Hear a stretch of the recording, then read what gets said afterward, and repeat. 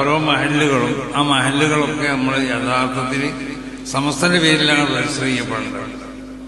അപ്പോൾ സമസ്തയുള്ള ജമിയത്തുൽ ഉലമയുടെ ഒരു വിശാലമായ ഒരു മഹല്ല് സംഗമം ഇൻഷാ അല്ലാഹ് സംഘടിപ്പിക്കപ്പെടും.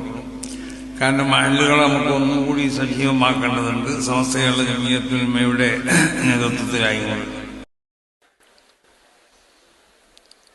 ഈയിടെ ഒരു പുതിയ ശബ്ദം ഉണ്ടായതായി കേട്ടു. സമസ്ത കേരള ജമിയത്തുൽ ഉലമയിൽ മഹല്ലുകൾ രജിസ്റ്റർ ചെയ്യണം.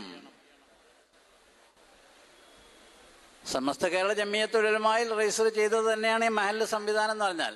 സുന്നി മഹൽ ഫെഡറേഷന്റെ ആഭിമുഖ്യത്തിലുള്ള മഹല്ല് രജിസ്ട്രേഷൻ സംവിധാനം എന്ന് പറഞ്ഞാൽ സമസ്തയിൽ രജിസ്റ്റർ ചെയ്യൽ തന്നെയാണ്.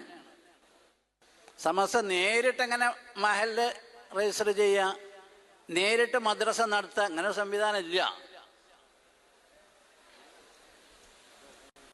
സമസ്തക്ക് ഒരു ഖജാൻജി ഉണ്ടെന്നേ ഉള്ളൂ, ഫണ്ടില്ല. സമസ്ത കേരള ജമിയത്തുൽ ഉലമയുടെ യോഗത്തിന് വരുന്ന പണ്ഡിതന്മാർക്ക് യാത്ര ചെലവ് കൊടുക്കൽ വിദ്യാഭ്യാസ ബോർഡാണ്. എന്ന് പറഞ്ഞാൽ സമസ്ത ഇത്തരം കാര്യങ്ങളിൽ നേരിട്ട് ഇടപെടുന്ന രീതി ഇല്ല എന്നർത്ഥം. 100 കൊല്ലമായിട്ടൊന്നുമില്ല. അപ്പൊ ഇങ്ങനെയുള്ളൊരു പശ്ചാത്തലത്തിൽ നേരിട്ട് സമസ്തയിൽ രജിസ്റ്റർ ചെയ്യണം മഹല്ലുകൾ എന്ന് പറഞ്ഞാൽ അതിന്റെ പിന്നെ എന്തോ ദുരുദ്ദേശ്യം ഉണ്ടാവും.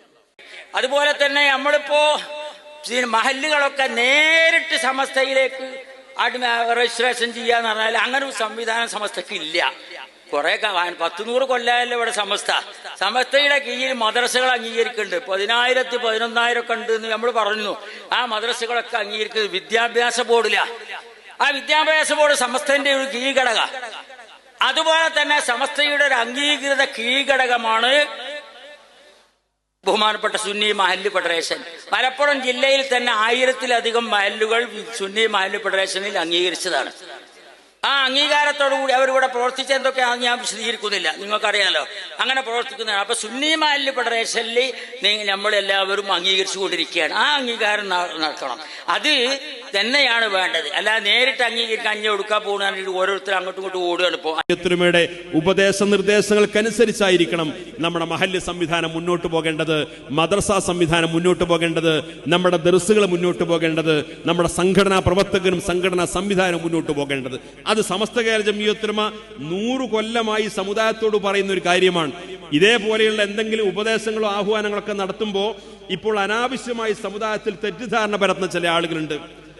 അത് ഇതിന്റെ യാഥാർത്ഥ്യം അറിയാത്തതുകൊണ്ടല്ല. ഇപ്പൊ മഹല്ലുകളെല്ലാം സമസ്തയുടെ ഭാഗമായി നിൽക്കണമെന്ന് പറഞ്ഞു കഴിഞ്ഞാൽ ആ മഹല്ലുകളൊക്കെ വേറെ രജിസ്റ്റർ ചെയ്യണമെന്നല്ല അതിന്റെ അർത്ഥം. മദ്രസകളൊക്കെ സമസ്തയുടെ ഭാഗമായി നിൽക്കണമെന്ന് പറഞ്ഞു കഴിഞ്ഞാൽ മദ്രസകൾ ഇനി സമസ്ത ഇസ്ലാം മത വിദ്യാഭ്യാസ ബോർഡിലല്ല, സമസ്തയിൽ വേറെ നേരിട്ട് രജിസ്റ്റർ ചെയ്യണം എന്നല്ല അതിന്റെ അർത്ഥം. നമ്മുടെ കുട്ടികളൊക്കെ സമസ്തയുടെ ഭാഗമാക്കണമെന്ന് പറഞ്ഞു കഴിഞ്ഞാൽ കുട്ടികളൊക്കെ SKSF അല്ല, വേറെ വിദ്യാർത്ഥി സംഘടന ഉണ്ടാക്കണം എന്നല്ല അതിന്റെ അർത്ഥം. മദ്രസയിൽ പഠിച്ചുകൊണ്ടിരിക്കുന്ന കുട്ടികളെ സമസ്തയുടെ കുട്ടികളാക്കണം എന്ന് പറഞ്ഞു കഴിഞ്ഞാൽ അവിടെ സുന്നി ബാലവേദിയുണ്ട്, സുന്നി ബാലവേദിയിലല്ല വേറെ ബാലസംഘം ഉണ്ടാക്കണം എന്നൊന്നും ആ പറഞ്ഞതിന്റെ അർത്ഥമില്ല. സമസ്തയിൽ മഹല്ല് രജിസ്റ്റർ ചെയ്യണം, സമസ്തയിൽ മദ്രസ രജിസ്റ്റർ ചെയ്യണം, സമസ്തയിൽ സംഘടനാ പ്രവർത്തകർ ഒരുമിച്ച് നിൽക്കണം എന്ന് പറഞ്ഞാൽ സമസ്ത കേരള ജമിയത്തുൽ ഉലമയുടെ ഉപദേശ നിർദ്ദേശങ്ങൾക്കനുസരിച്ച് അതിന്റെ കീഴ്വഴക്കമനുസരിച്ച് അതിന്റെ കീഴിൽ അച്ചടക്കത്തോടുകൂടി പ്രവർത്തിക്കുന്ന അതിന്റെ പോഷക സംഘടനകളുടെ ഭാഗമായി പ്രവർത്തിക്കണം എന്നാണ് ഇതിന്റെ താല്പര്യം. എന്നാൽ അത്തരത്തിലുള്ള സതുദ്ദേശപരമായ ഉപദേശങ്ങളെ വളച്ചൊടിച്ച് മഹല്ല് ഭാരവാഹികളെ ഇവിടുത്തെ സമസ്ത കേരള ജമിയത്തുൽ ഉലമക്കെതിരെ തിരിച്ചുവിടാനും തെറ്റിദ്ധാരണ പരത്താനും മഹല്ലുകളിൽ ഫിത്നയുണ്ടാക്കാനും ശ്രമിച്ചുകൊണ്ടിരിക്കുന്ന ആളുകളെ തിരിച്ചറിയണമെന്ന് സാന്ദർഭികമായിട്ട് സൂചിപ്പിച്ചുകൊണ്ട് സമസ്ത കേരള ജമിയത്തുൽ ഉലമയുടെ 100ാം വാർഷികാഘോഷത്തിന്റെ ഭാഗമായി പ്രഖ്യാപിക്കപ്പെട്ട എല്ലാ പദ്ധതികളും വിജയിപ്പിക്കാനും അതിന്റെ കൂടെ നിൽക്കാനും എല്ലാവർക്കും സാധിക്കണം. അല്ലാഹു തൗഫീഖ് നൽകുമാറാകട്ടെ.